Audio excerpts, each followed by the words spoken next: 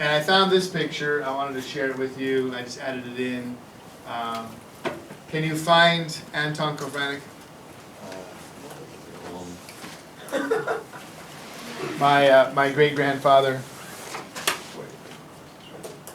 Yeah, are there girls in that picture? There are no girls in this picture. Really young.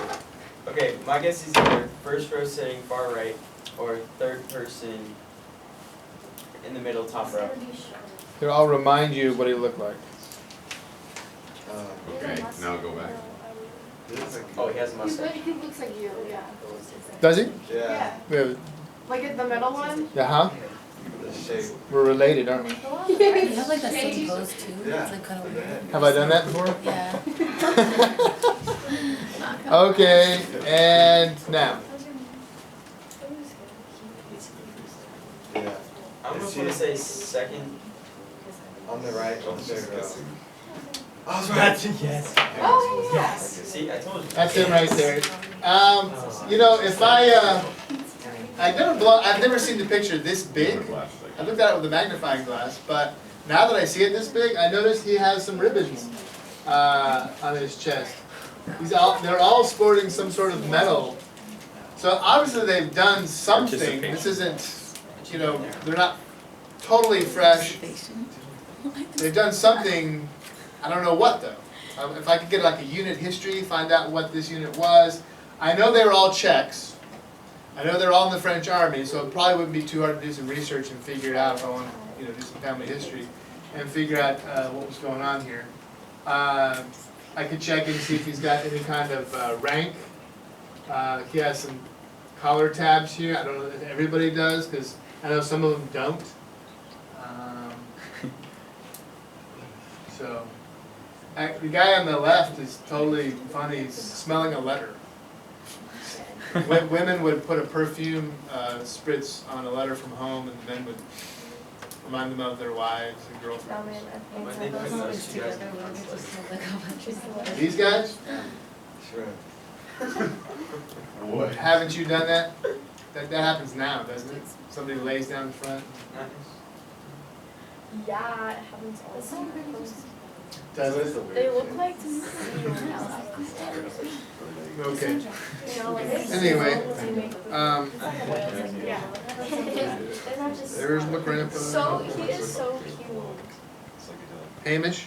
Oh. Oh, so young. He looks like Hamish is just such an adorable name. Isn't it? It really is. He looks like it also kind of sounds like food. Danish. Okay. not Batman. Like NCIS. Right, just reviewing real quick. I made the connection between imperialism, that last unit, and World War I. How do you suppose the imperialism is a cause for World War I? Just take a pause moment to think about that question.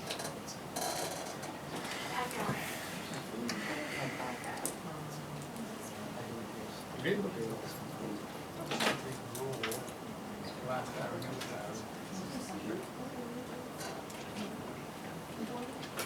Honestly, mystery is just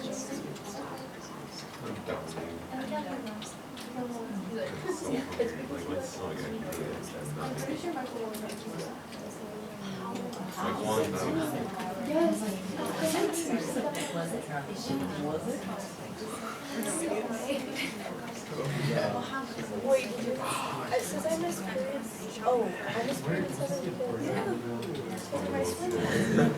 Yeah, I was gonna say like. I guess. Hey kiddo, what did you do? Like, I wonder if we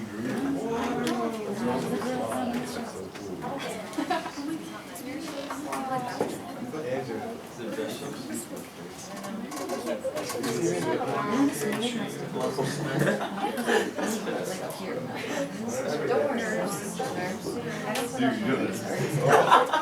Good. They're so nice, though. You know, you might put up a crap. I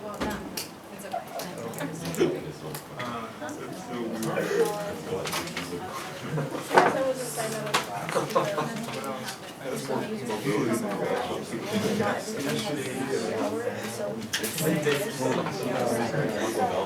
you're okay.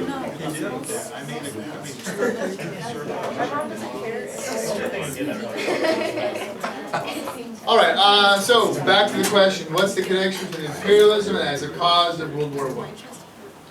Answers? James? What? Connection in World War I cause and imperialism. How is imperialism a cause of World War I?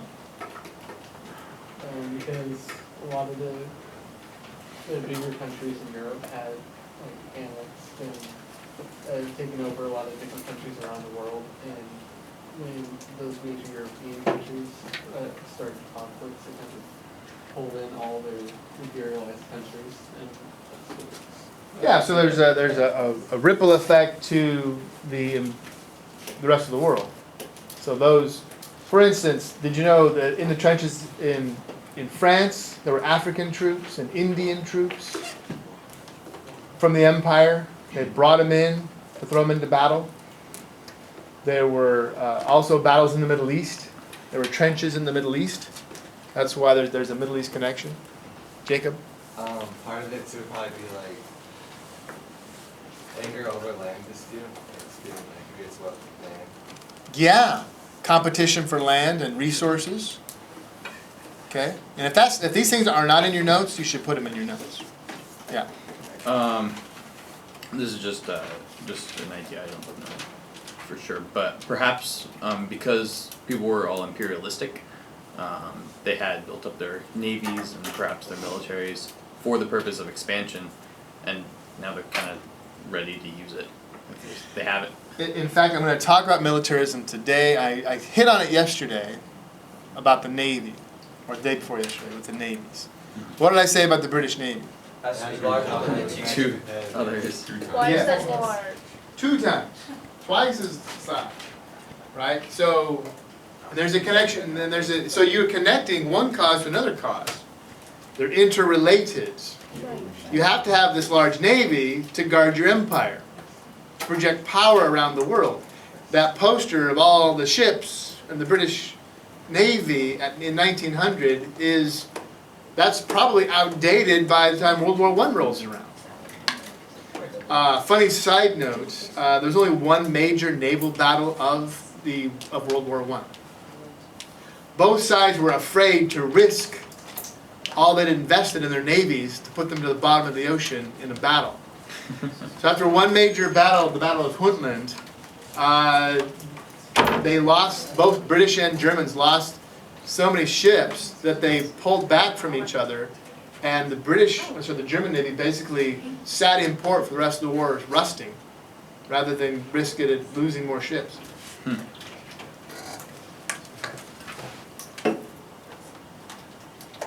All right. So, nationalism. How is that a cause for war? How is nationalism a cause for war? Isn't nationalism like pride for your country? Yes, it is pride for your country. Less. John? Thank you.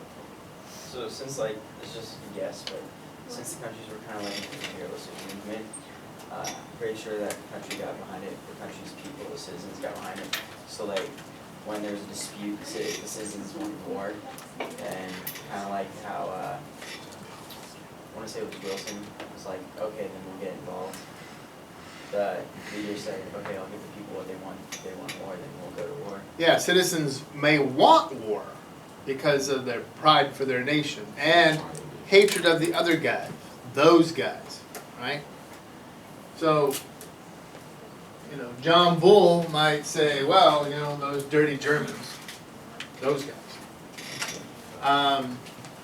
Good.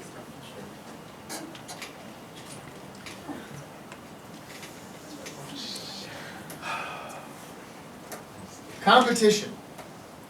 That's kind of what we're hitting on here. And this gets more specific with the competition. So that you see that it's not just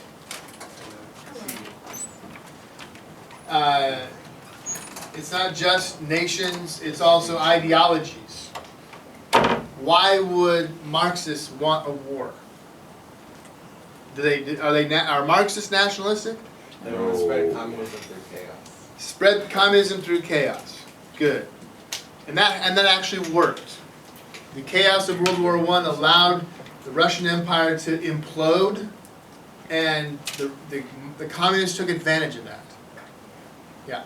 Okay, so are the Marxists a bunch of people in a lot of different countries that just believe in communism and kind of want it to be a thing? Or are they, like, actually like an organization that meets in circles thinking, how can we get people to become communist? Yes and yes. Yes and yes? Okay. So they're diffused internationally. In fact, they have a theme song, an anthem. It's called the Internationale. In fact, if someone could look that up for us, we could play it. It's a song that the people, the old timers in the Soviet Union probably could sing by heart when they start to hear it. The Internationale, the international song. What's it called? The Internationale. That's a sort of a Frenchified version of that's how you pronounce it, the Internationale. It's the communist theme song. So that song united people around the world, and they all hoped that their common interest would unite them in worldwide revolution. Liberals and conservatives are more nationalistic.